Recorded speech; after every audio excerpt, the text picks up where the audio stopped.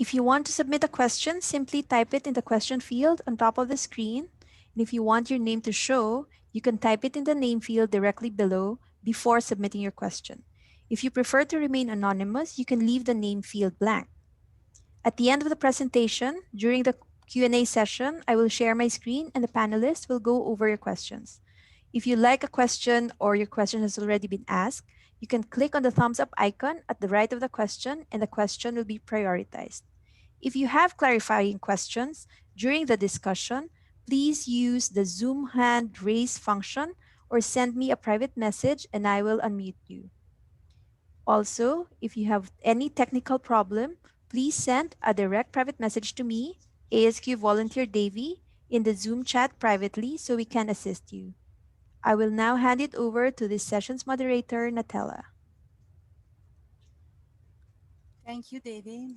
Hello, everyone. I'm really glad to be here back with you and great to see our loyal audience members choose stick with us till the end of this second day.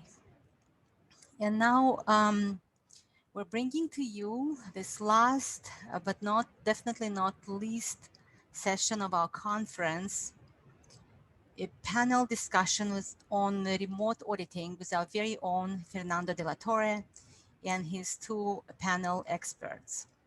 Fernando is a member of ASQ Vancouver, has been with us for a number of years, and he's our representative on Vancouver Island responsible for the subsection there. Fernando has a master's degree in quality engineering, and he also maintains 4 ASQ certifications. He has over 25 years of experience in different industries. He worked in such roles as quality engineering, risk engineering, quality management, training, risk management, and other related positions. In those roles, he has implemented quality management system based on ISO 9001 standard and also AS 9100. He's currently a quality director at a company called Viking Air Limited on the Vancouver Island, which is a BC manufacturer of aircraft. The hobbies that Fernando has are very well suited for keeping him safe and entertained during this pandemic season. He tells us he likes to put puzzles together, puzzles for up to 4,000 pieces. One of his hobbies, I was surprised to hear about that, is restoring antique chairs. And there was one time when he even made like 25 chairs at home. He also liked to ride his bike, which keeps him fit and allows him to stay in the fresh air as well. Now I'm happy to hand it over to Fernando. Hello, everyone. Thank you, Natilla. Thank you, Natilla, for the introduction. I'm really pleased being here helping as a moderator. My role in here would be to help the speakers to put the topics in the best way. And at one point, we're going to have shared questions between the two speakers. The two speakers that we have today are Susan Gorveatte and Robert Wood. The first speaker will be Susan.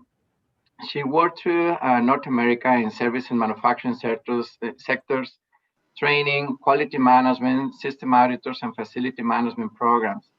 Susan has audited, trained hundreds of companies, providing tangible results through effective group facilitation and coaching. She is an active member of the ASQ and also a past chair. Susan has published some articles in North America trade journals, and she has more than 20 years experience.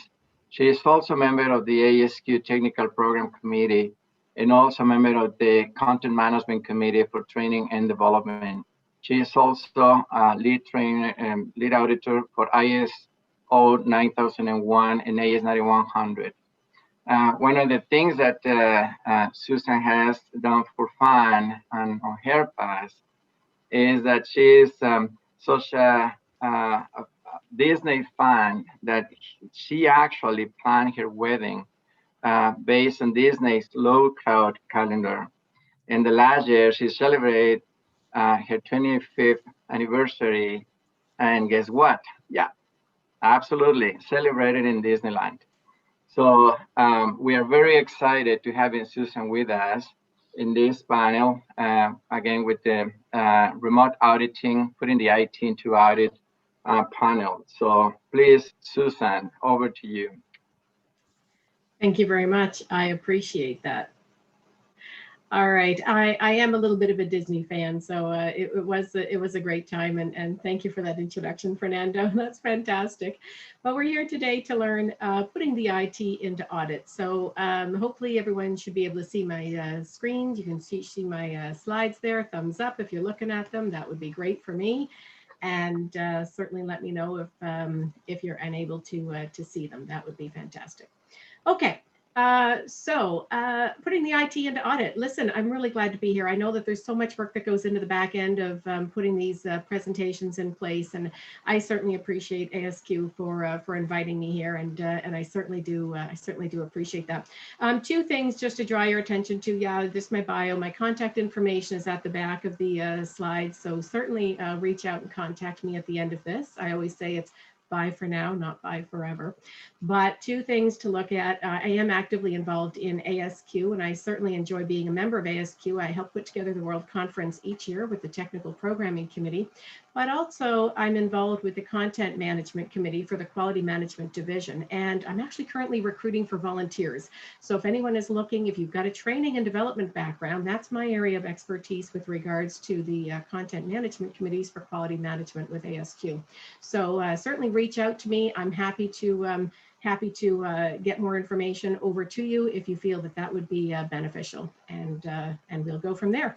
But today we're here to talk about, what does it mean to put the IT into audit? Well, that's probably a really good question, and it's something now that is more relevant than ever before. So let's try to figure out what is a remote audit, and maybe that's probably the easiest place to begin. There's a lot of information, a lot of words that go around when we say remote auditing. We might think of it something like an e-audit. You've heard that before. Maybe you've heard of virtual auditing. Even a desk audit could be a remote audit. And the terms can be used interchangeably for the purposes of what we're talking about here today and the purposes of this presentation. We're going to use the remote audit to mean anything that is being conducted not face-to-face. And I think if we look at Annex A, in 2011, the 2018 version of that standard, if any of you have seen that or we've had a chance to look at it, it gives a definition of what a true remote audit is. And it's basically saying any audit that is being done that's not face-to-face through face-to-face methods, where it's just not possible to do that, or it's just simply undesirable. And listen, COVID has turned our world upside down, and it's probably not desirable to do a lot of face-to-face audits. And this is sort of the wording that we'll use. So whether they do, ISO 19011 does draw a difference between the virtual audits versus a remote audit. A virtual audit being something more where a company may not have a brick and mortars, they don't have a site, they do more cloud-based or internet-based processes. Remote audits would typically be something that's not being held at the physical site. But again, for what we're going to be looking at here today, we'll use those terms interchangeably, and I think the definition is suits well. They don't have to be any different. When we talk about, what is a remote audit, is it that much scary? There's different planning, there's different risks, and those are probably some of the biggest changes that we'll talk about throughout today. Just trying to get that information. The collaborative efforts, the care, the same type of auditing styles could still be used. They just have to be used in a different way. Listen, remote audits aren't new. I've been conducting remote audits for years. Anytime geography or location, logistics just prohibit me from being on site. Not the best opportunity, obviously. Sometimes Air Canada has other plans for my day. I don't get to where I'm going, and I've done remote audits from the Maple Leaf Lounge at the airport. Definitely not the way you want to do a remote audit, but you have to do what you have to do, I guess, in desperate times back in the day. But they should be properly planned. And when they're conducted well, I do believe that they will yield positive results and definitely save time and save costs. So I think that's what we want to see. And that's the expectation when we talk about what remote auditing is. Okay, but when should you do it? everything we heard, I just sat in with Jay at Moon's presentation about risk assessment there just an hour ago. You know, and it's all about risk-based thinking and the concepts of risk-based thinking, you know, that really drew to the surface of 2015. The same is true for when you can conduct a remote audit. It's going to be based on risk-based thinking. Again, they don't have to be that much different than a regular audit, but the planning and the risk is probably one of those most important pieces. We use information communication technology. We use ICT, that interactive communication technology, and we will use remote access to documents. So that could be something like access to a documentation storage platform. And it could be, you know, a Dropbox, or you know, sharing of files through electronic method, or Move It. Those of you that might work with certain auditors may use Move It as one of their document sharing platforms. You know, and we'll talk about the risks associated with that as well, obviously confidentiality being one of the biggest ones. The remote audit has to be a combined effort between the auditor and the auditee. We need to have some sort of a decision and agreement that this is the right way to proceed. And the right way to proceed may be, if the risk is too high, this may not be the right way to proceed. If you've never been on site, if it's a supplier that you've never known before, you know, remote audits could be risky, and the decision to whether to proceed may simply be, you know, too high of a risk, and the audit wouldn't be feasible, or you wouldn't be able to achieve your audit objective. Remember that audit objective that we set when we talk about establishing the audit program. Again, going back to the guidelines of 2011, when we talk about an audit program, we want to look that we have a balanced program.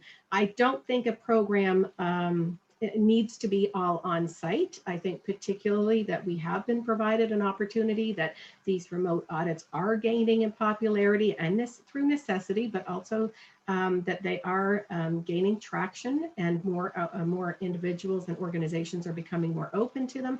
I think if your program is suitable and balanced between on-site versus remote audits, I think that would be good. I think an audit program based on all remote audits might be a little excessive, but I'm saying it doesn't necessarily need now to be all on-site audits either. So maybe this is what we're looking at. But again, it's based on that risk. But what is a definition of risk, and what are we going to see? Well, this is what it is. You have to take into consideration things, like I said, number one, the confidentiality of information. You must be able to secure and ensure security of the data that you're collecting as an auditor. Think about screen shares, photographs, videos. How will those be destroyed at the end of the audit? You know, is there a paper connection that you know, some sort of a non-disclosure agreement, some sort of a contract that you'll agree to dispose of those, and then there's a follow-up to say, yes, I've disposed of those documents, or they've been you know, removed, or something like that, so that these electronic documents that have been shared is being managed effectively. The confidentiality of the documents is being managed effectively. So if you go back to the risk again, when we talk about the audit objective, we talk about the audit program, but the individual audit plan, you have to put that extra planning into creating the audit plan, the audit agenda, but also that individual audit objective, scope, and criteria. You need to consider the risks there, and are there going to be special risks to this individual audit? Also, you might want to consider, is there a risk if it's a requirement for a statutory or regulatory audit? Conducting a remote audit may not even be an option for you at this point. So you have to consider that as well, whether that's even a possibility.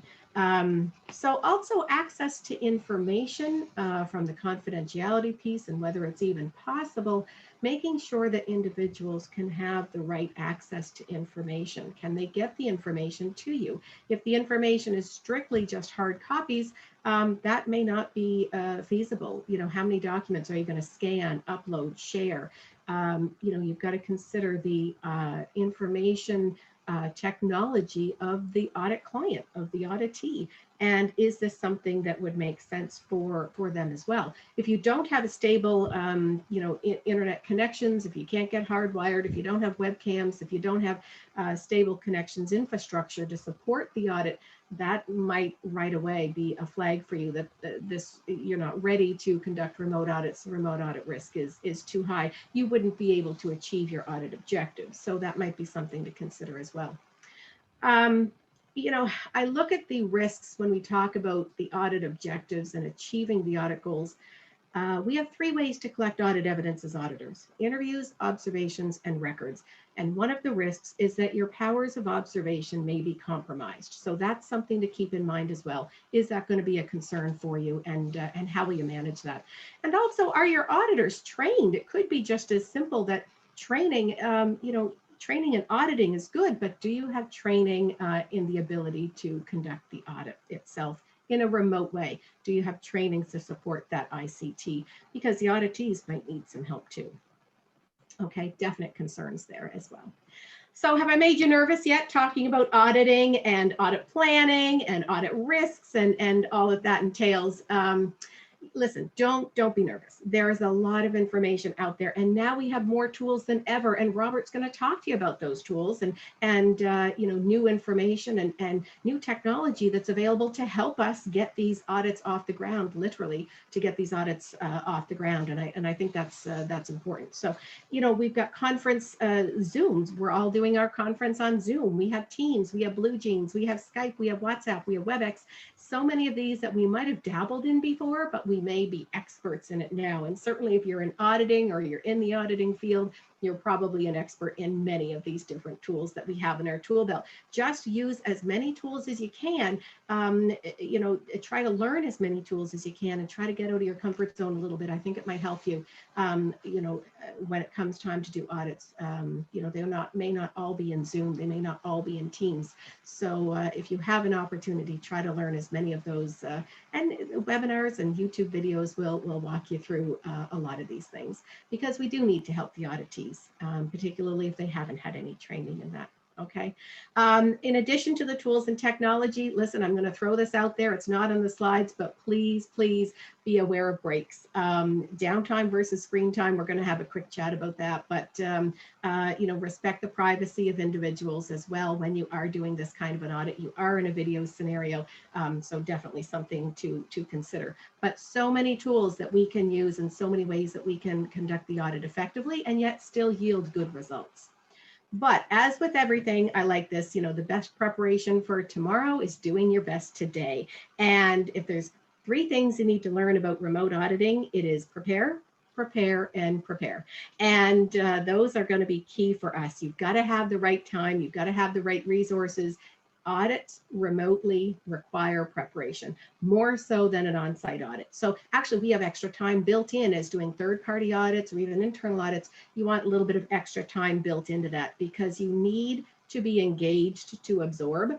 You can't be distracted when you're doing the audit. You have to have everything lined up ahead of time so that the audit will run effectively and efficiently. And that's your job, is to make sure that the audit runs effectively, efficiently, that it's suitable. You know, you're doing an assessment of audit evidence against criteria. You can't be distracted in terms of, you know, have I looked at, chosen the best samples? Have I looked at the best data? You know, is the ICT going to last the other hour? You know, we've all heard stories when our internet has let us down, maybe. These are things you don't want to happen. So, you know, we want to make sure that you fail to plan, you plan to fail. We don't want that to happen. So the best preparation for tomorrow is doing your best today.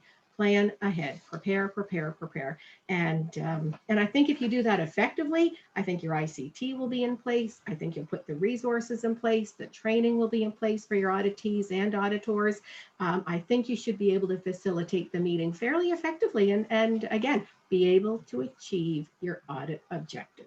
All right, and that's really the goal. That's what we're here to do, whether it's an audit method that's conducted face-to-face or whether you're choosing a remote audit. The idea is that we want to achieve our audit goal. But how do we get there? Listen, we've all got to be in this. Full company buy-in. You need to be bought into it. The auditee needs to be bought into it. The organization, the audit client needs to be bought into it. No exceptions. For this to function, we need to have this collaboration, and we really want that to happen. There's an environment of trust, respect, commitment, and that will give reward. But you do need to have all of those things in place. all at once between the auditor and the auditee, the audit client and the organization. That's the expectation. And I think if you do that, again, it should line you up for success. Well, what does that mean? So I understand I have to do some audits, but how do I change how I do audits? How does remote auditing or selecting a remote audit method change how I do my audit? It should change how you do your audit and in terms of actually conducting the audit.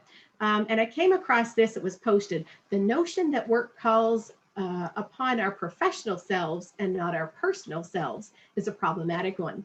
This is a good one for auditors, because we can all be very trained auditors, but that's not going to guarantee you're going to be a successful auditor. So we have to be aware of what does it mean to be a successful auditor. And in remote audits, we have to be an ultra successful auditor. We have to be very aware of those audit principles that are outlined in 2011, the 2018 version, the 7 audit principles. Ethical, fair, truthful, sincere, honest, discreet. All of those things need to be really toned up when we do this type of an audit, because we have to have that open mind. We have to be, open to new ideas. We have to be flexible when we're doing remote audits. We have to be perceptive, most importantly, when we're doing remote audits, because we lose our powers, as I said, of observation. It makes it very difficult for us. Interviews, observations, and records are 3 audit senses. One of those may be compromised when we're doing remote audits, whether it's through WebEx or through a records review. So therefore, the information that we get, the information that we hear, the information that we see, we have to be very perceptive and pick up on that. Also, being able to pick up on body language and cues, because we don't want to end up in some sort of a crisis situation or a tension situation where there's, created some potential conflict that we missed somehow, and something that we've said or something that we've communicated didn't come across the way that we were expecting. So in order to be that successful auditor in a remote audit, we have to be extra careful, extra cautious, more conversational maybe would even help, because I think that's important for us to build that collaborative environment that is so absolutely critical to get these remote audits effective and efficient. And that's what we want to see. So what does that mean for us in terms of auditing? What should we know? What should we have in place? Well, we're going to talk about what documentation you should look ahead of time, what documentation you should share on your documentation sharing platform, whatever that is, whether it's Dropbox or some other tool that some other tool that you're using.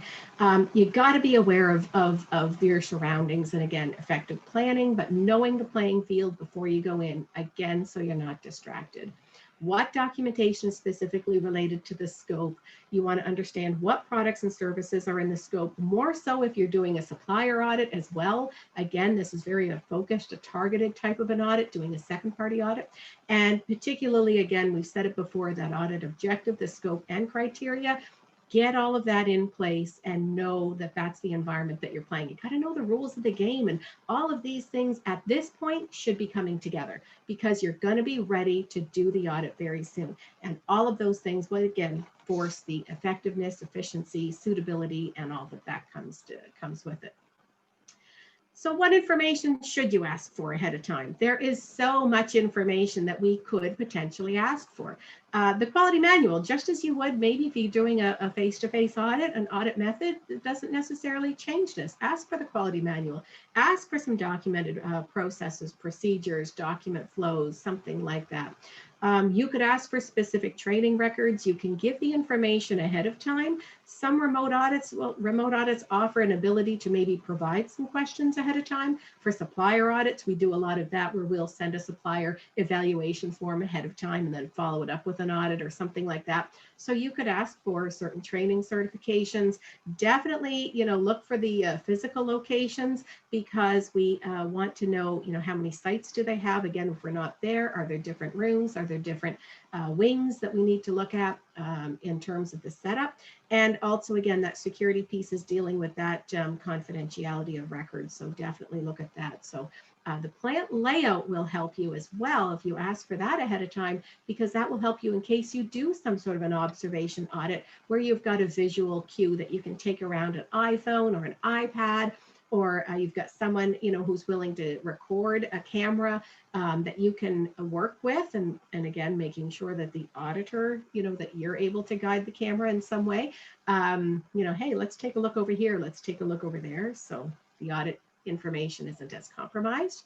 Ask about the org chart. That just makes good sense. Your key core process documents, again, ahead of time. If you've got some sort of an interaction map where they all play together, and of course, the same information as you would for a face-to-face audit, the shifts, the number of employees, the breakdown of those employees. The more you know ahead of time doing a remote audit, the better prepared you'll be. Also, it's not a good use of time when you're booking a remote audit that you've got to spend all of your time reading. You should set aside some document review time. But I think if you have a lot of this known to you ahead of time, and again, well prepared to be able to do the audit, it should run a little bit smoother for you, and that's the expectation. You could ask for a document matrix, and that might help you right away. You know, send me the document matrix, and then you can sort of pick what documents you want to look at that time.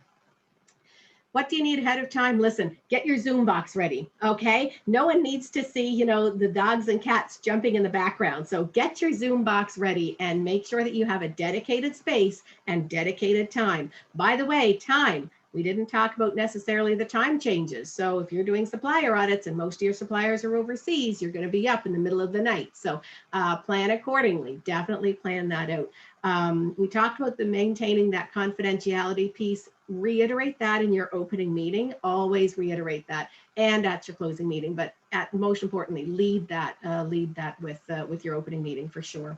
Have your information ready, have your questions ready, have the information that you want to seek ready, and then that will help the auditee queue up theirs. If you were able to send them some questions ahead of time, they'll have some documents ready for you as well. And it's always good to do a test run of your ICT. I'm not saying that it doesn't work, I'm saying it doesn't always work, and not everybody knows as much about it. So again, function and testing that ICT, again, I think is going to be helpful for you for sure. What do you do when you're doing the audit? You know, you're looking at records, you're sharing screens, you know, there's a document sharing platform, maybe you are emailing a picture or something. What does that mean when you're actually doing the audit? Well, let's have a look to see the documentation. Nonverbal communication. Listen, I said pick up on this. Pick up on the body language, be very attuned to that. You're only seeing us from the heads up. You're not seeing my shaking leg. You're not seeing the nervous of the hand wringing maybe, you know. That person could be very nervous. You need to be very turned on to be able to pick up on those cues. You know, the audits have limitations. Remote audits have limitations, and our job is to make sure that we can mitigate those limitations through effective planning and risk mitigation and all that entails. So be aware of the limitations and come up with strategies to work around it. We talked about maybe some samples. They can prepare some samples. You might want to pull your own samples. That's going to be key. During the audit, remember to be flexible. Probably one of the biggest skills that an auditor needs to have during remote audits.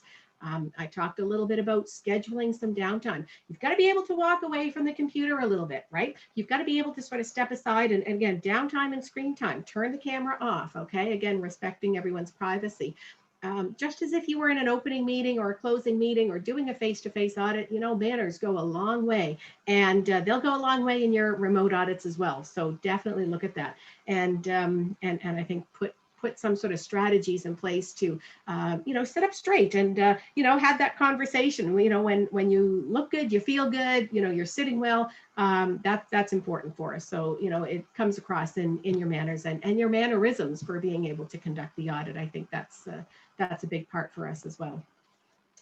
So what do you think at this point? You know, are you ready to do some audits? Most definitely, yes. Don't give up on this. This is a really good opportunity that we've been provided here to be able to go ahead and do the audits. You know, making sure that we have the right information at the right time, making sure that you're well prepared, making sure the auditee is well prepared. You're going to get some benefits, and look at the benefits that we can get from doing audits. It's not just a check in the box. Remote audits just aren't, oh, now I can do a check in the box. I can, yep, remote audit done, sure. No, there's so many more things that we need to put in place to make remote audits effective. But when we do, I said, you get out of it what you put into it. They will yield benefits. So a well-prepared audit is going to yield well results from a remote audit perspective. And then, of course, your reporting is exactly the same. You write the audit report. The only difference is you make a note in the report that it was done remotely. Flexibility of scheduling. Yes, I don't have to get on an airplane. I don't have to come to you. We have some flexibility. We can build that into our program. There's definite cost savings associated with remote audits.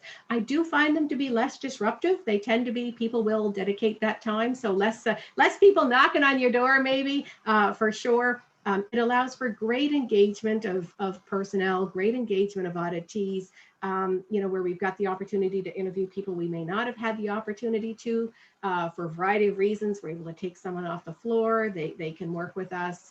There's a planning, again, the planning that goes along with that. And obviously, yes, hugely convenient, particularly in the age and the world that we're living in right now. So definitely, please take advantage of doing remote audits. Don't give up. Keep going at it, and you'll get better at it. The more you do, the more comfortable you become, and you stay in your comfort zone. And I think that's a wonderful thing. That's where I'm at today. Listen, my contact information is here. I said it's bye for now. It's never bye forever. I'm going to come back. We're going to do some panel discussions. And even that, my contact information is here. I've even got Instagram now. Who knew? Gorveatte Consulting Inc. Find me on Instagram. Find me on LinkedIn. Definitely connect. Fernando, I'll throw this back over to you. Perfect. Thank you, Susan. That was absolutely great. Thank you. One thing that I want to highlight from your presentation, Susan, is the preparation for the audits. Yeah. Definitely, that is absolutely important. And one of the things that after Rob's presentation, maybe we want to talk about is that even though the remote audits have been there since a long time, in the COVID situation, what we have found is that you cannot throw 6 people in the same meeting room because of the COVID restrictions in companies and so on. So that has brought another some sort of a challenge in the remote audit. So maybe we want to talk some of those topics in the panel after Rob's presentation. Thank you so much, Susan. That was fantastic. Thank you. I look forward to it. Thanks. Thank you. Let's go to the second part of this presentation, which our second speaker, Robert Wood, is going to be helping us understanding some of the technicalities of the audits, remote audit. So let me introduce Rob Wood. Rob is a senior client manager with BSI Group Canada. He is responsible for auditing ISO 9001, 14001, and 45001 management systems. Rob has over 35-year experience overall and 25-year experience in management systems and auditing. He has conducted over 4,000 audit days. That's something. It's not a small number. 4,000 audit days. It's a lot. With all of that, remote auditing courses since March of this year. Rob, working as a BSI client management, has taken him physically to Canada, United States, Mexico, Central America, and recently remote audit to Asia and Europe. I have to say something that had happened, which is kind of interesting to Rob's life. Rob's son sang at the one children Christmas concert in the same stage as Justin Bieber. Although their career paths has diverged slightly from the two of them, Rob's son is not driving a Lamborghini, a Vantur Cape, or any of that. Rob's prediction for Justin's success has been a little more accurate than the prediction for his son being an NHL goalie aspiration. So that was interesting to know that Rob's son sung in the same concert as Justin Bieber. That's interesting. Rob, we are excited having you here and giving us the second part of this remote audit strategy. please, over to you, Rob. Thank you. Thank you very much. Can you see my screen okay? Everything looking good? Yeah, perfectly. Yes, we can. Thank you. My son definitely doesn't have the voice of Justin Bieber, but it was somewhat coincidental. And I wish he could drive a Lamborghini because I've never driven one. It'd be nice.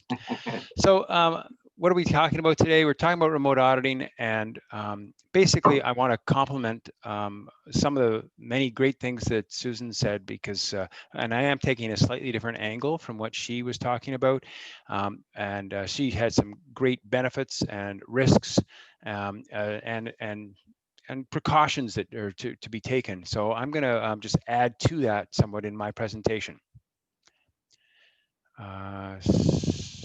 So and here we are having a issue of here. I got to make sure the screen is the correct one to share. Okay.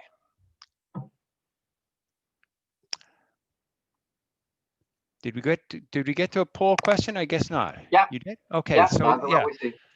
So I've got a few polls in this one, and that we're going to take advantage of for the panel discussion afterwards.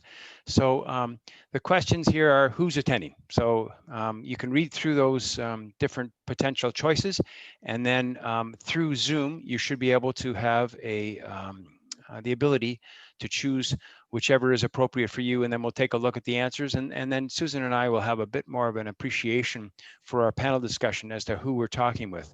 So the way we usually do this is I'll give you 5 seconds, and then we'll close the poll, and then the conference organizers will do their magic and do the addition and see what the numbers are. So we'll just close it in 5, 4, 3, 2, 1, and that's the end of the poll. And then if things go the way they should, we should be able to see the results.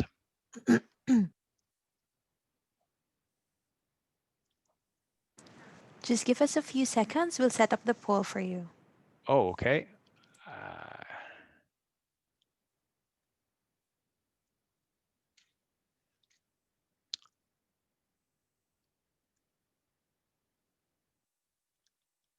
I believe the technology was going to be set up and all ready to go, and it's just waiting for those polls to come through.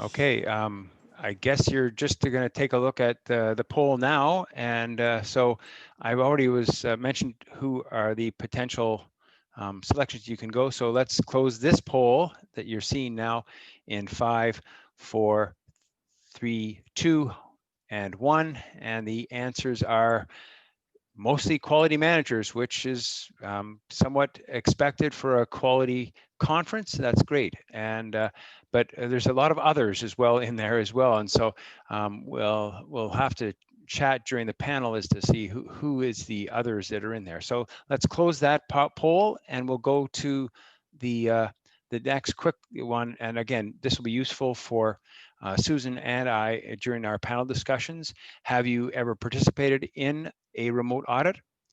Either yes, or we're getting ready for one, or no, but you wanted to learn about it. Hence, you're in this panel discussion. So is this poll ready?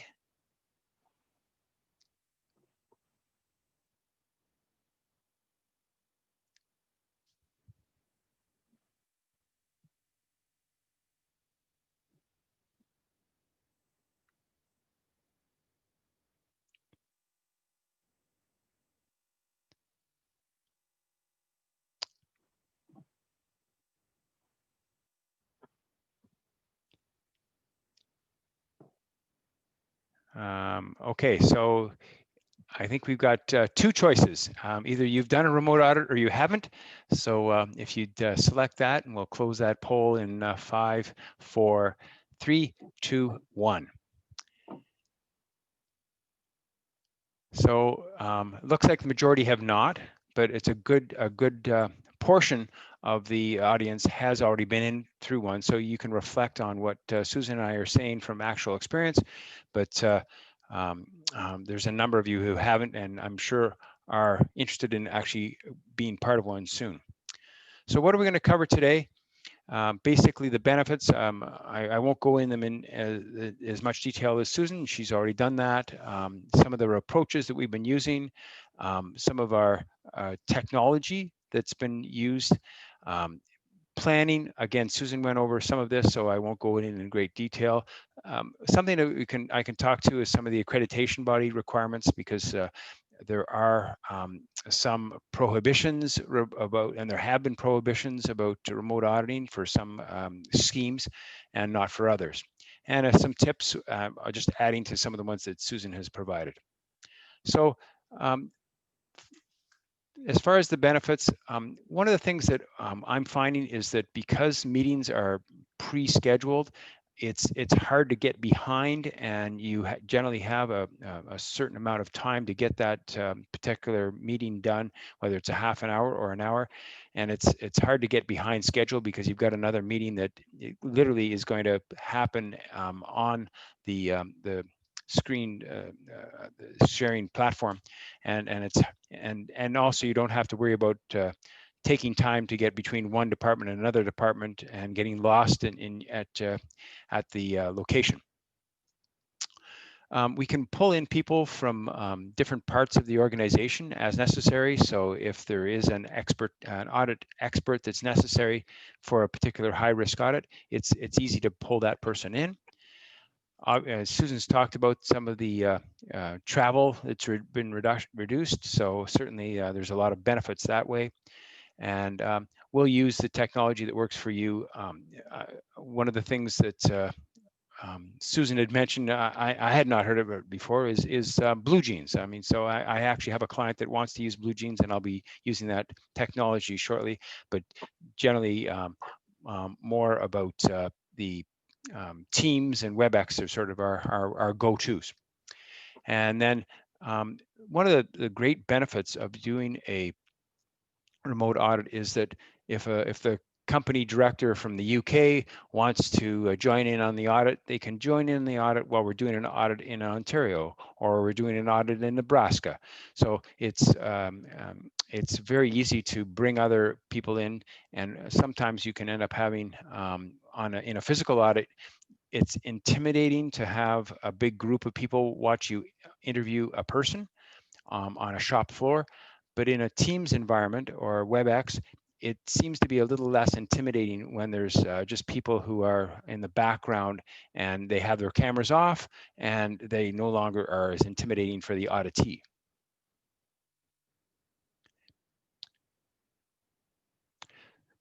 Some approaches that we're going to look at, well, basically where the auditor is auditing from home, or I'm speaking to you from my home, as Susan was. Another approach is where we will go to one of your locations and then do the remote audit from that location in the company of the corporate management, for instance, and that could be preferred. It's not necessarily the answer in a COVID situation, but it is possible that you could be going to a client location, the head office location, and then auditing from there. Both are obviously providing a good immersive experience. We're going to talk about 4 different kinds of technologies here. Live web streaming technology, like we're looking at today, mobile technology, using the phone, smart glass technology, which is kind of neat stuff, and then drone and satellite, aerial imaging and analytics, also really new types of technology that are available. So the first one is, basically we're on Zoom right now. This is this type of a platform, and we tend to be using Teams a lot. And there's all kinds of ways that you can use these, and I'm still learning about how to use some of this great benefits of Teams. And these Teams is also able to store files, and then you can access the files during the audit, and that way also take a break from when you're not necessarily just interviewing and sharing a screen all the time. Sometimes it's good to take a bit of a break and take a look at a document on your own, so that you're not necessarily going through an interview process for 8 hours in a day, which can be a bit exhausting. So when we get into mobile technology, this is where using a phone or a tablet, which has a camera in it as well, but it is a little more mobile and can take you into places that you can't necessarily go with your computer. And this is very, very useful if you want to audit an operation. And I've used FaceTime, for instance, to look at the calibration stickers on measuring equipment. It's quite easy to use the technology with the phone to zoom in on something like a calibration sticker, and then it's really is just like you were going to be there yourself.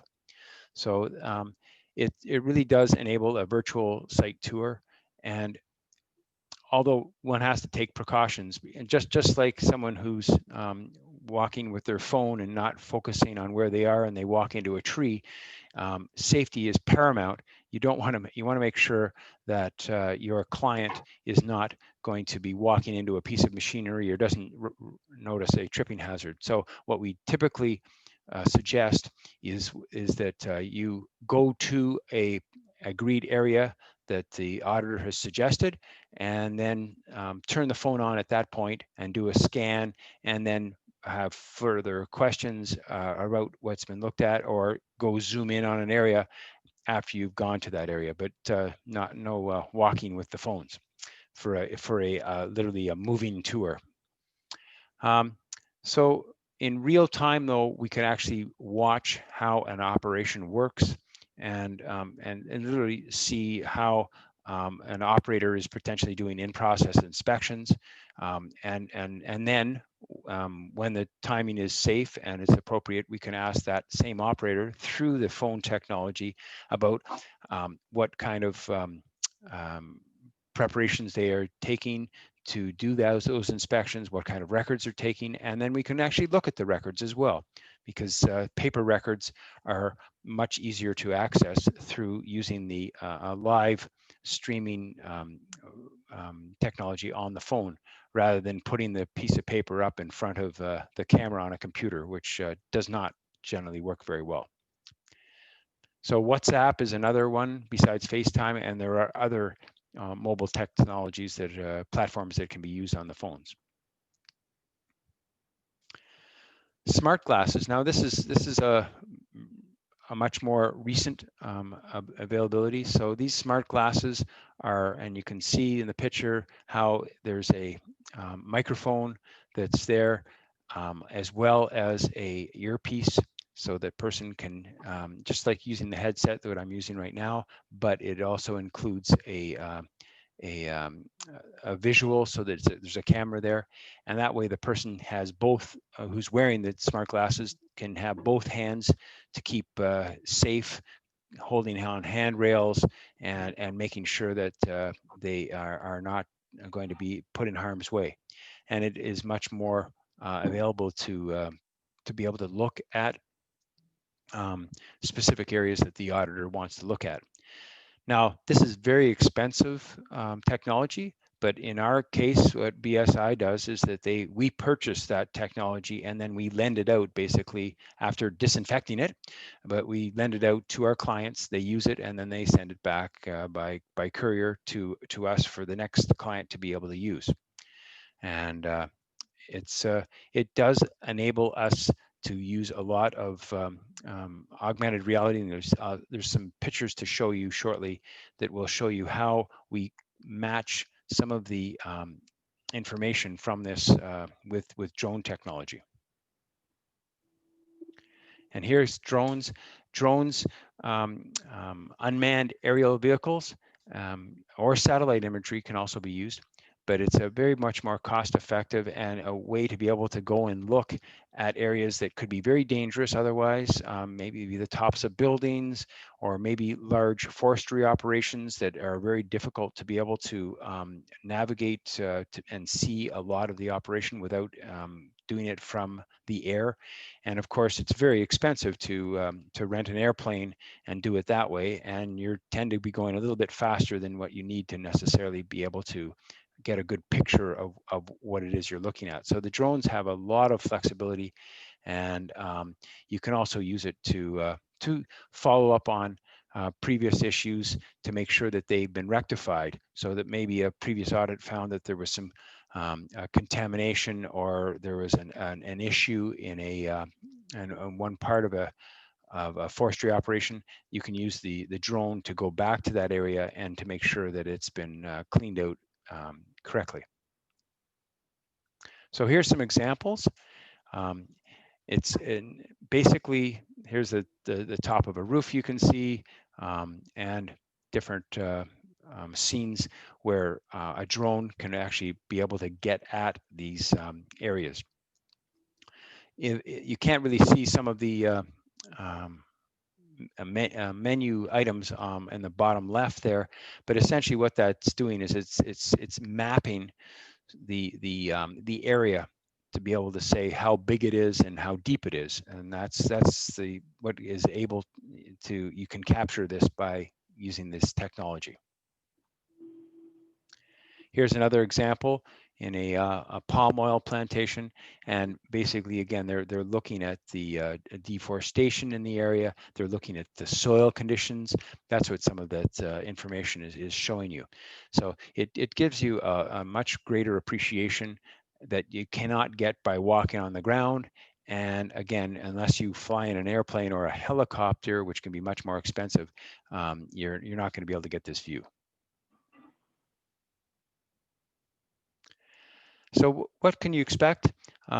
Basically, Susan covered some of these things, basically the planning of the audit and when you actually are doing it, and audit reporting. So I'm not going to go through much of the details, except to say that it's really no different than a regular audit from that perspective.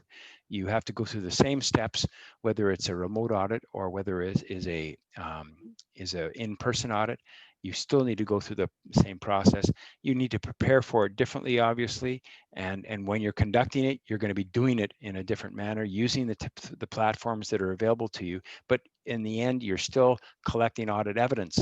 And how are you going to do collecting audit evidence? You're going to be looking at documents and records. You're going to be interviewing people. You're going to be looking at documentation, and you can do all these things the same way as in a physical audit. It's just using a different platform. So a remote audit checklist, what are you going to look for in advance to make sure that everything's in place? Does the client have the IT infrastructure to be able to make this work? Some clients don't have the same sophistication, and they may not have the same ability to be able to provide the level of expertise necessary.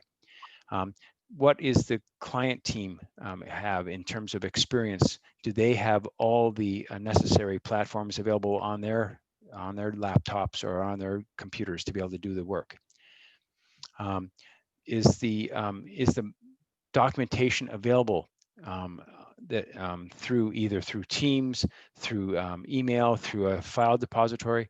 It's how is that management system and product information available? And then how are the product and client's processes oriented?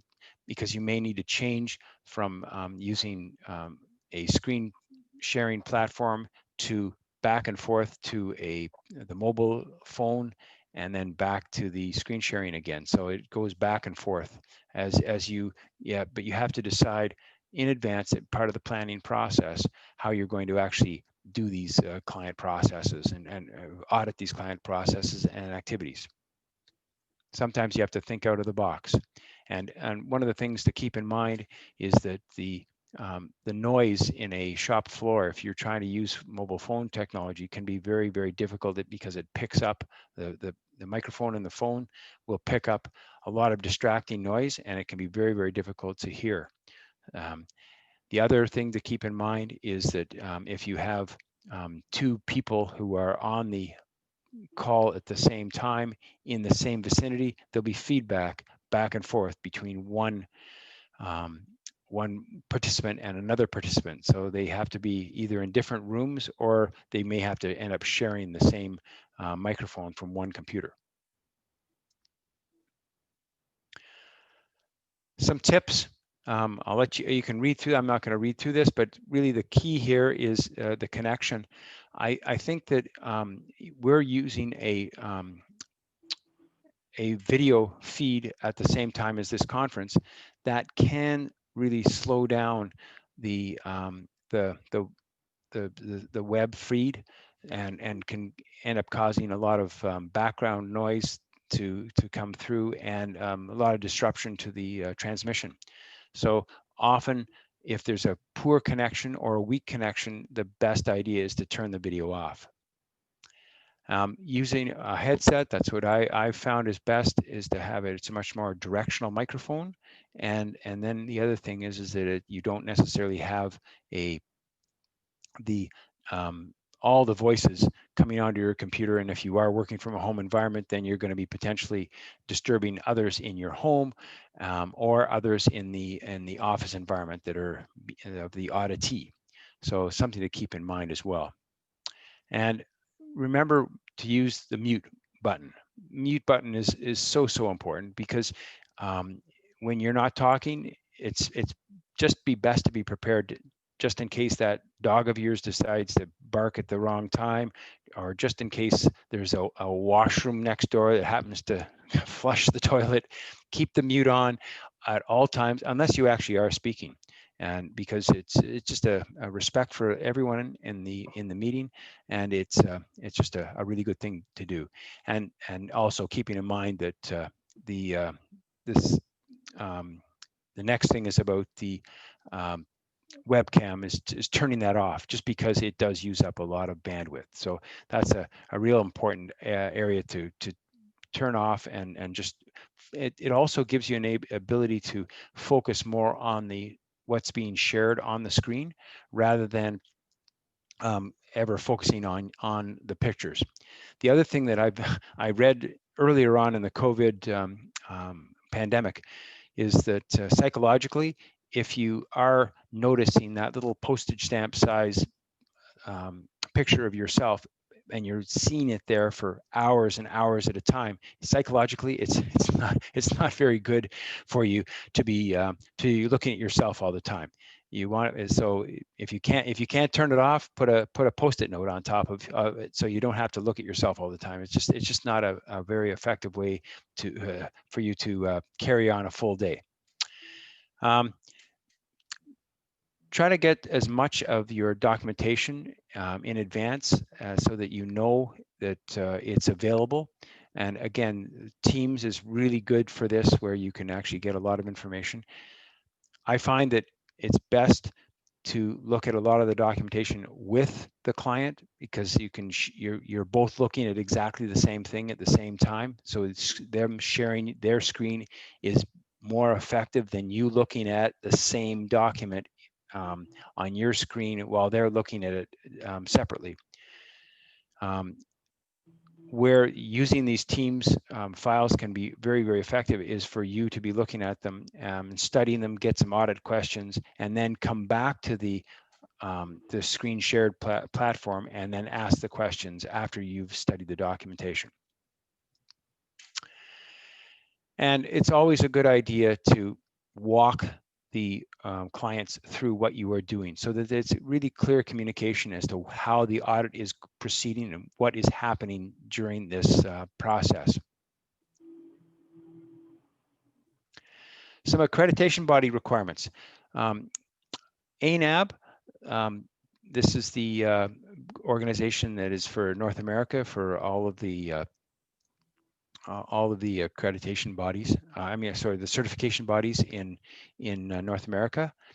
And back in February 28th, they came up with one of their heads up bulletins, and they basically gave a 6-month extension at that point for a lot of their audits. And ANAB basically did say that we could go and do a remote audits right away. And that was really very, very beneficial.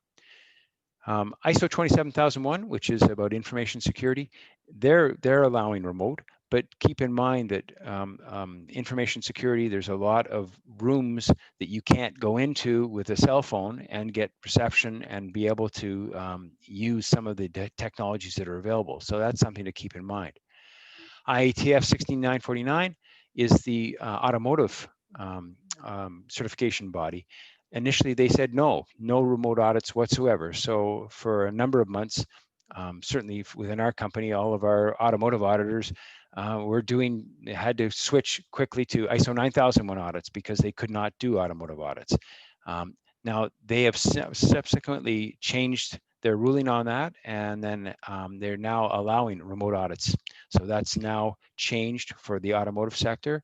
And basically, they also have allowed for an extension for certification expiries, just as ANAB has. All the organizations have done that. So this is just an example of a few accreditation body requirements. And so I suggest that if you are auditing in any scheme, you should check with the accreditation body as to what the requirements are. So we're going to have another poll here, and this again will help us, both Susan and I, with at the end of these two presentations, how you feel. Do you feel you have a better understanding now of remote audits based on our conversations? Either yes, maybe you might have some concerns, or no, you think you still have some help. So let's just take that quick poll, and then that'll take us to the panel discussion. I think the poll should come up shortly. There it is. So yes, maybe, or no. So if you could fill that in, and we'll end the poll in 5 seconds. So 5, 4, 3, 2, and 1. Thank you. Let's see. Oh, that was quick. 71%. That's not too bad. And maybe 29%. So I think that Susan, I think we've done pretty good. That we were yes or maybe. That's sounding like we're in a good shape for the panel discussion. And we do look forward to your questions. And I hope that you can come up with some good questions for us. Thank you, Fernando. Oh, thank you. Thanks, Rob. That was great. It's always interesting to understand all the complexity around the audits. I remember one time one of the auditors asked me at front, there was a new auditor coming, and he said, before we actually start the audit, can you tell me what is the most difficult process that you have in your operations? And I said, external audits. Right away, because it is just so difficult to it's not really difficult, but it's complex process to be ready for an external audit. When the auditors come, they really want to see in maybe a few days how the operations goes. And when you are in the operations, you are in the other side and see how complex are the operations. How can you show all these things in 2 or 3 days? And that's the fun for doing audits. So let's go to some of the questions that we have from the audience first. And then we're gonna go to some of the questions for the panel. So one of the questions says, how far in advance of a supplier audit could I reasonably ask for documentation for review? Susan, Fernando, did you want to select who should go first? Yeah, let's ask Susan to answer this, because it's more related to what she was presenting. So Susan, how for how much time in advance can anyone, any auditor, ask for the documentation for review? My answer is as far in advance as you possibly can. Try to get as much information as you can. I've been asking for documents for an audit that is coming up for me in December, and it's been 30 days. I gave 30 days ahead of time, and I'm still waiting on those documents. And it wasn't really that hard to assemble the documentation, but the clients are busy, suppliers are busy. you know, give them a heads up for sure. I think a few days might be a little bit too soon. A week, 2 weeks is great. Yeah, if you can plan it so that you've got 30 days and give them the heads up and let them know the type of things you're looking for. I mean, a plant layout, organization chart, you know, feasibility, document matrix, you know, some of these things should be pretty easy to put together and share. So I would be okay, and I'm perfectly fine asking for that 30 days in advance. If it's something that I get 2 weeks ahead of time, great. If it's something that I get a week ahead of time, fine.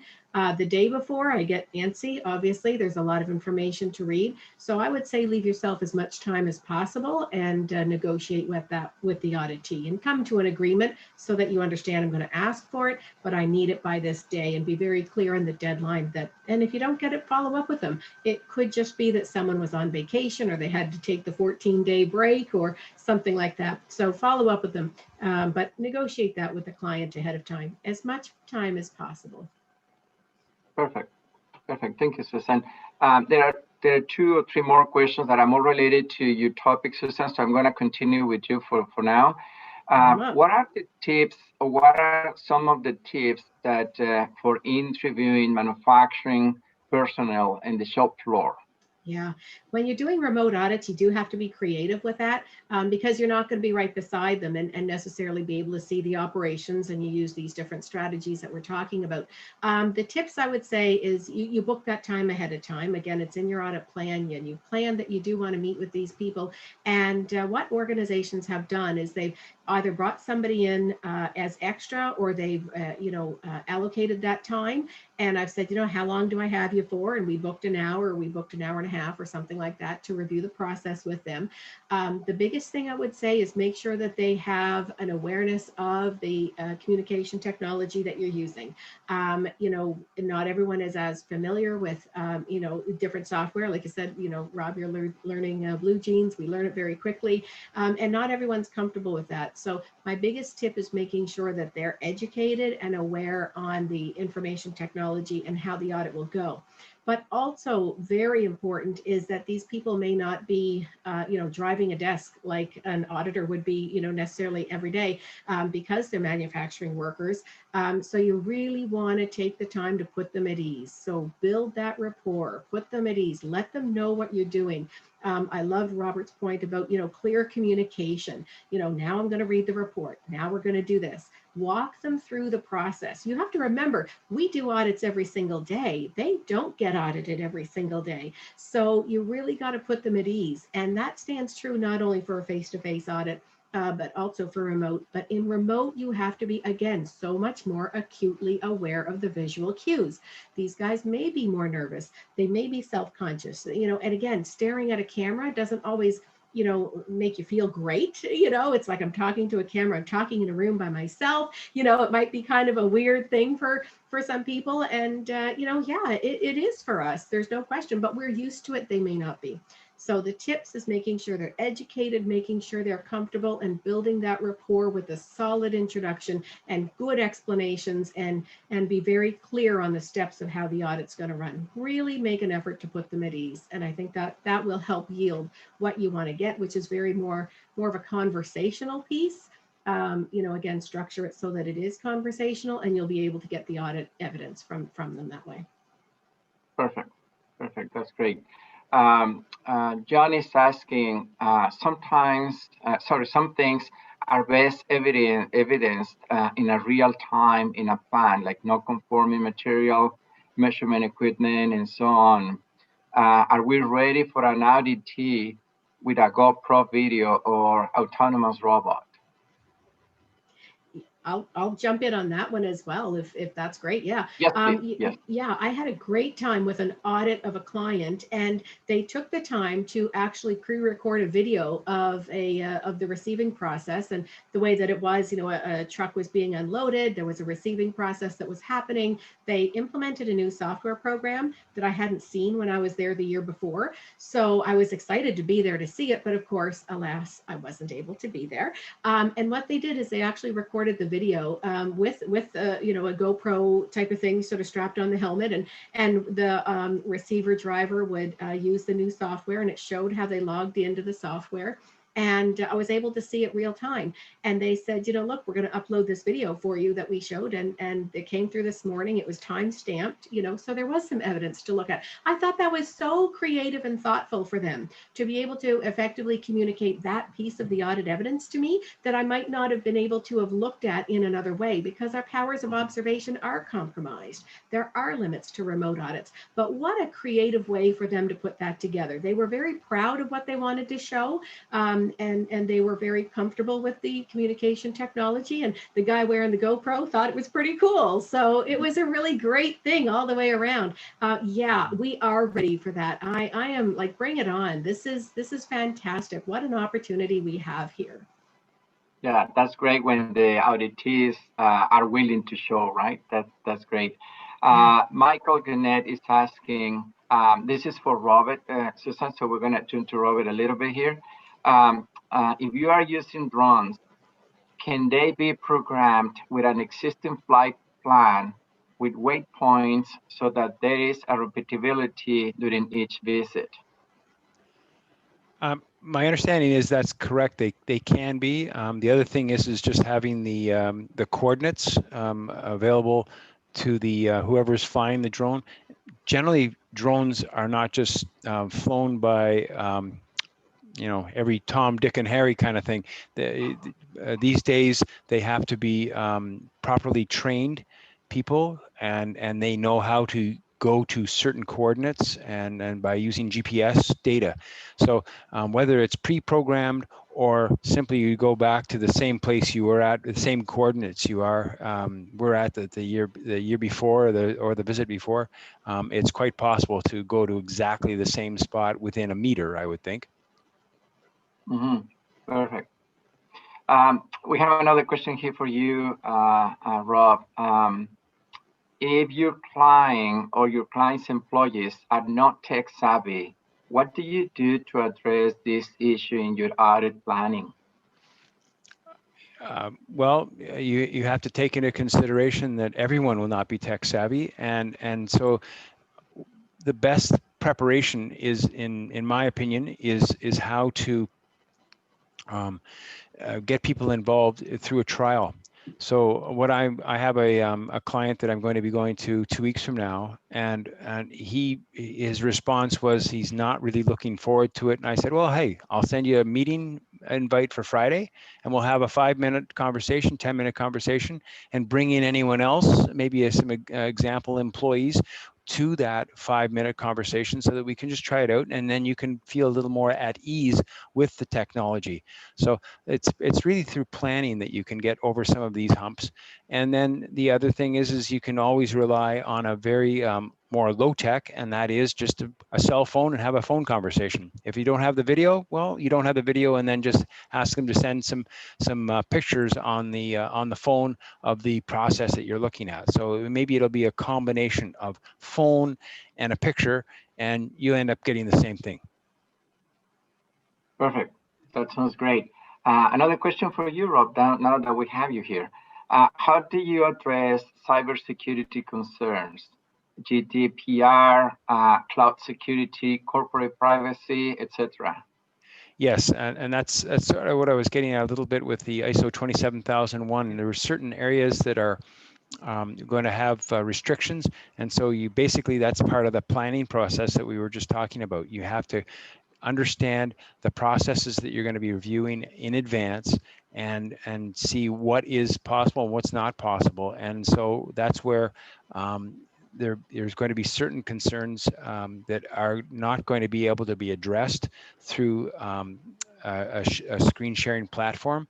And so one of the ways in which you can get around that is most of the surveillance audits are looking at parts of the system. So it might mean that on the one visit where you're going to be doing remote, or 2 visits in a row, you might not look at that area. You'll look at other areas that are available. And then later in the visit cycle, you will pick up that area maybe when you do go back.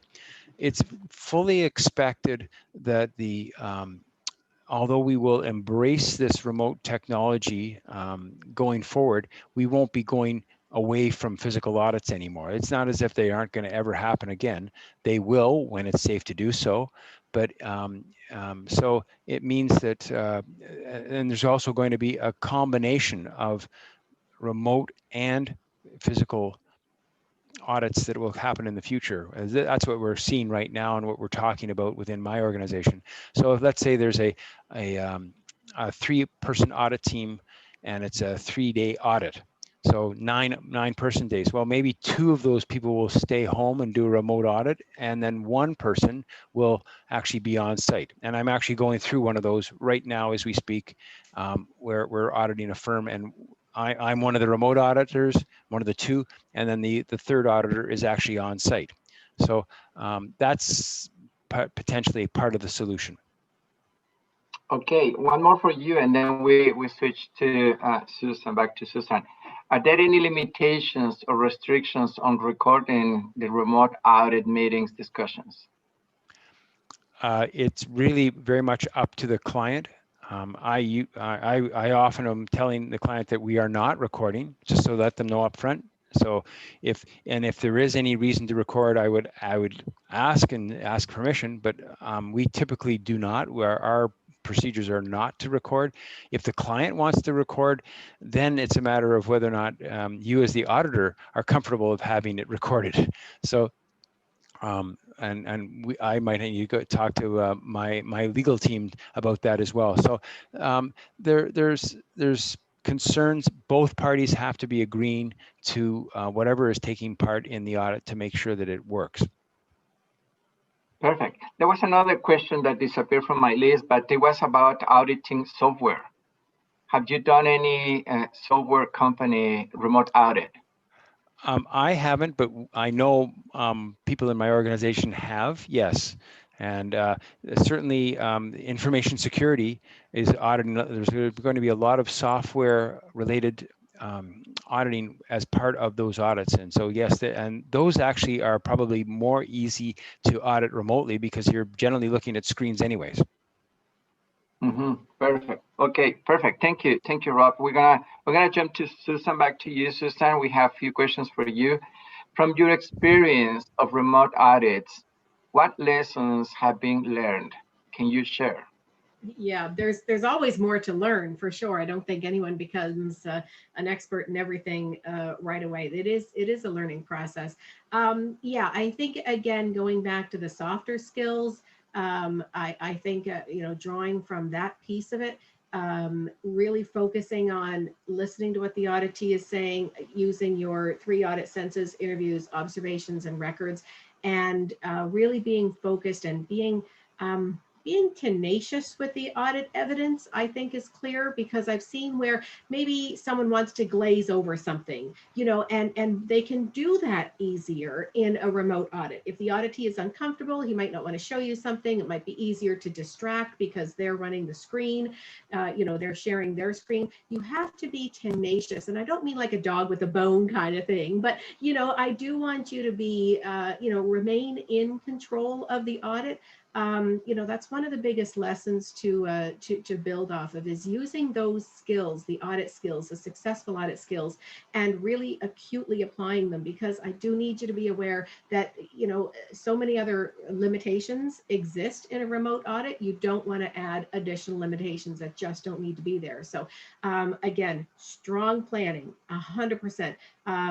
Someone said, I was reading an article, and it actually was in ASQ in September, Lance Coleman, if any of you would know, I read that article, and there was a line in it, and it said, planning for remote audits is hard. And if you don't think it's hard, you're not doing it right, or something like that. And yeah, you do have to put the lessons learned is really solid planning and solid communication. And again, you being acutely aware of how to manage and remain in control of the audit successfully, not in a bullish kind of way, but just to be again tactful, but also to making sure that you really see the evidence that you want to see. It's very easy for someone to take a camera and maybe show it in a different way. They don't want to show you the bottom shelf, they want to show you the top shelf. You need to have the ask, and you need to be willing to ask and be able to ask, to say, that's terrific, that's awesome. By the way, could you show me the bottom shelf as well?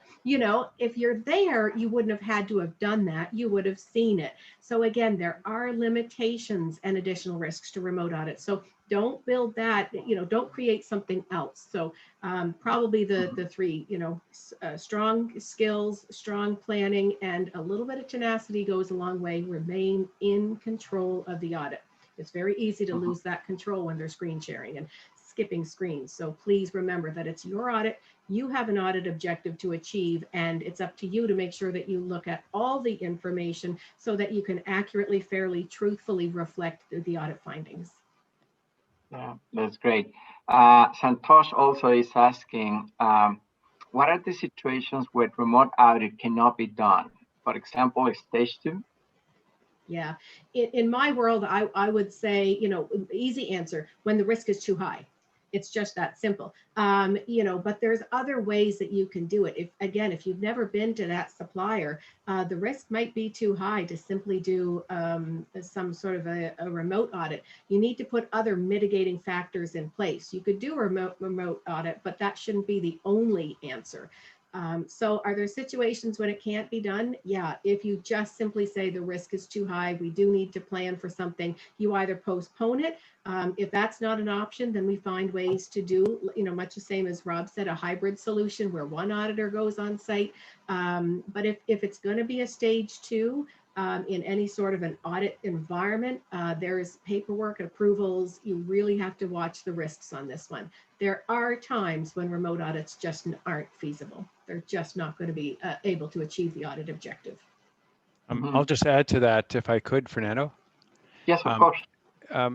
One restriction that we have is if it's a brand new site that we've never been to, they've never been registered, we do require that there is an on-site presence, just so that we make sure that the site actually does exist, that it's not actually just you know, a made up figment of someone's imagination. So we're very strict about making sure that the site actually does exist and it is not just a bunch of pictures. So that's one of the other considerations here.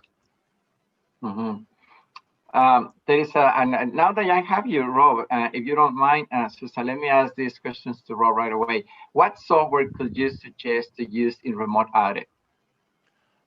Well, we've talked about a lot of different platforms, Susan and I, during our presentations, whether it's Microsoft Teams, WebEx, BlueJeans, which is a new one for me. There's a wide variety of these.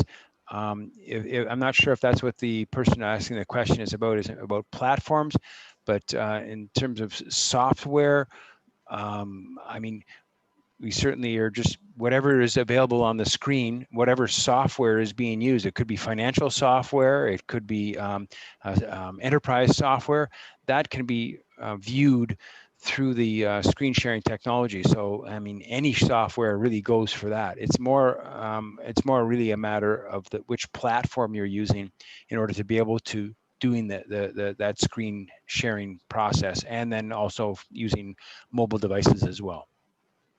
Perfect. In the last 3 minutes that we had 3 questions. So let's try to answer very quickly here. If the technical difficulties result in discontinuity in any audit, can that audit become a valid audit? Yeah, I'll just comment on that. Typically there would not be a failure. It's something we'd have to work around. So as I was mentioning before, if it goes down to a phone call and a number of different pictures or videos that are being emailed back and forth, that's going to be more the solution. It's not necessarily a failure on behalf of the for the auditee in this case, not from our point of view. And again, really, there's a lot of flexibility that has been built into from all the accreditation bodies to delay certificate expiring and delay things so that people have another opportunity to do it, to finish off what could not be done during 2020. 2021 is looking like by the end of the year, things might actually brighten up a little bit. So it's looking like maybe we might end up having only the one full year where we can't actually do the audits, a year and a half or so. So we'll see. Perfect. Perfect. Thank you, Rob. And the last question, I'm going to ask that question to Susan.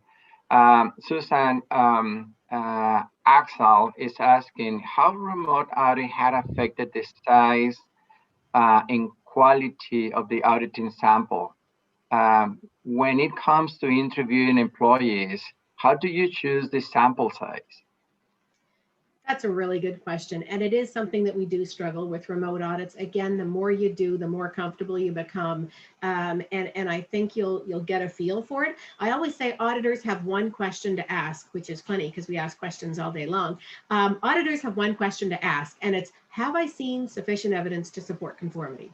And that doesn't change whether it's a face-to-face audit method or a remote audit method. Have I seen sufficient information to support conformity? That's the one question we need to answer. And if you can't answer it yet, you have to keep asking questions until you can answer yes. So keep pulling samples. How does it impact, in terms of files? The beautiful thing about today's world, as opposed to when we started, I mean, I started auditing, 25 years ago in quality management, we didn't have all of these features and we didn't have files and terabytes of data, and data storage is cheap. We can go back and look at records, and it really is just a click away. When you're doing remote audits, as simple as it is, if they are sharing the screen, click, and you're looking at the file. Click, you're looking at another one. Click, you're looking at another one. So, it hasn't really impacted the breadth of sample. We do still need to remain true to the purpose of the audit. One of the principles of auditing is doing your due diligence. Again, this is not just a check in the box. A remote audit isn't just, oh goodness, I don't have to go on a plane anymore. Great, check the box and move on. It's not that kind of a situation. So you owe it to yourself to do your due diligence, and you choose the sample and you choose the employees to speak with, is so that you get that breadth of sample and the depth of sample, so that you can answer the one question: have I seen sufficient evidence to support conformity? Perfect. And there's just last question. It's basically a yes or no question. In a face-to-face audit, the auditor can remember what he or she has seen or heard at the auditor's facility. This may be a drawback in the case of remote audit. Do you agree? Oh, can I take that one? Oh, sure, yeah. I would say completely it's the opposite, in fact. And I'll tell you why, because listen, I can type as fast as you can talk. This is what I do. I can't make a car part, okay? And I'm probably not going to do a good job designing a website for you, but honestly, I can talk and type at the same time. So I can be asking a question and make notes. And the nice thing about remote auditing that I love, if you have that dedicated workstation in your Zoom box that you've set up at home or in your home office, I've got two screens on the go. I'm talking to you here, but my notes are showing up on the other side, and I'm able to take the notes just as you're talking along. I really love that feature because I have most of the audit report even written, during the audit at the time. The raw data has already been input or stored. So, we're getting away from that pen and pencil when we're out on the shop floor. If you've got the phone and you're out on the shop floor, then I can make the notes and I'm not using a pen and paper. I can actually bring, ideally, my laptop out on the shop floor with you. And we couldn't do that before. That's not something you would ever want to do from a safety perspective, obviously. So I love that we can do this now. I don't find that to be limiting. I find it to be freeing. What an opportunity we have. Perfect. Thank you very much. Well, that's the end of it. I really want to thank Rob and Susan for your presentations and your answers. That provides a lot of insights for all of us in the external and remote auditing specifically, more even in these days. So thank you very much to the two of you. All the best, and thanks to all the audience for being with us today. Over to you, Natala. Thank you very much, Fernando. What a great panel session here. And thanks a lot for our enthusiastic panelists here for generating this wonderful discussion. I want to also thank our audience members for staying engaged through the entire event and making it so interesting for us. Very nice to see how well it went. And also I'd like to thank our student moderators, those who allowed us to have all of those seamless transitions and a nice flow for this entire event. And the head of the Extended Marketing Program, Louis Blay, who is the organizer of this team and the leader of this team throughout this conference. For the rest of the extended management team and Kevin Fraser, he's the director of IT. He's our go-to guy for this past 2 days for any IT-related emergencies. I also want to thank, while I'm at it, all of our ASQ volunteers, people working hard behind the scenes, and those hosting these sessions. Really great to see how everyone comes together, and it's all thanks for your teamwork that we're able to do these things. Thanks to our platinum sponsors one more time, people whose logos you've seen on the slides all along, BSI and Hexagon, for your support, very helpful. And of course, our big thank you to our conference chair, Robin Woolmer, the man who has been coordinating all of our efforts. And if this was an in-person event, at this point, I would be asking you guys to give a big round of applause to our conference chair and to the rest of this team that put this together for us. But since this is not an in-person event, is just a virtual event, all I'm asking you is to share your feedback on social media and do use our hashtags, which are Rethink Opportunities and United in Change. Thanks a lot, everyone. And now I hand it over to Davey, one of our fantastic moderators. Thank you so much, Natella, and thank you everyone for attending this session. We truly hope you enjoyed it. We'd love to hear your feedback on this, so please take a few seconds to answer this brief poll.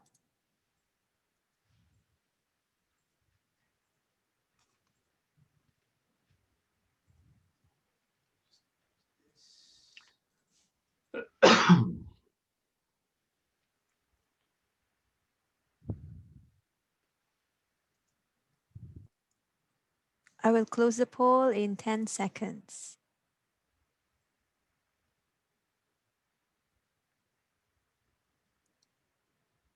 I'm closing the poll now. Thank you so much for that. I will now hand it over to ASQ Conference Chair, Robin. Well, good afternoon. I'm Robin. I'm the conference chair. It's been a great couple of days here.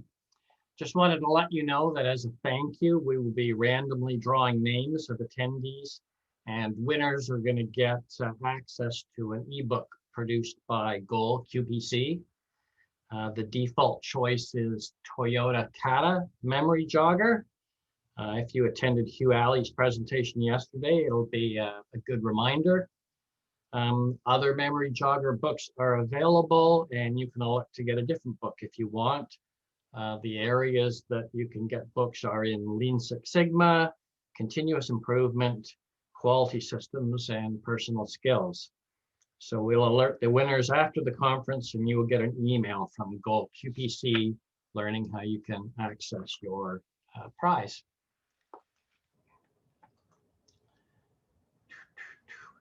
Now it won't move. Oh, here we go. So now it's my turn to thank the conference leadership team. We've been at this basically since February and meeting weekly since June. So it's been many hours going into preparing for this conference. And there were many chances to rethink opportunities. Certainly we were moving our way down a road that we'd never ever gone down before. So I think the conference has gone well, and I'm elated to see that we remain united in change. I'd also like to thank the team at Ascenda who managed the technical end of the conference. For the most part, it was seamless, allowing us to focus on the message, not the media. Ascenda was also instrumental in creating all our social media content and branding. So good job, everybody, and thank you. I especially want to thank Natella, who recruited a real top-notch speakers from the four corners of North America and around the world. I think we really upped our game in rethinking the opportunities that a virtual format created for us. So thank you to our speakers for engaging content that exceeded expectations with new ideas that we can use to make a dent in the world. Most of the sessions have been recorded and they'll be available on our website in a day or two. So if you had to pick between two difficult choices, the other one will be available for you to look at soon. You can get that on our website. That's asq.bc.ca. Once again, I want to recognize our sponsors. Their support created rethought opportunities for us to put out a better product. And their willingness to work with us, united in change, moving to this virtual format was outstanding. So please visit their websites. They have some really cool videos on them. And you can learn a little bit more about how they might help you or someone that you know. And finally, thank you for joining us for the last 2 days. I hope that you learned a few new things that you can use tomorrow when you get back to your desk. In the next 24 hours, you'll receive a short survey as we seek the voice of the customer. 4 survey respondents will win a $25 Amazon gift card. Thank you again, and do enjoy the rest of your day. Over to you, Ascenda.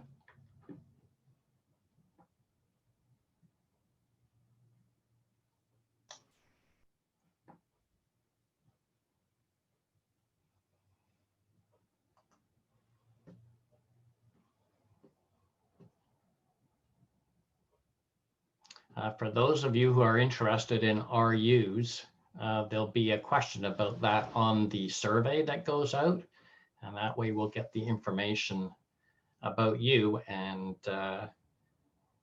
we'll get them out to you.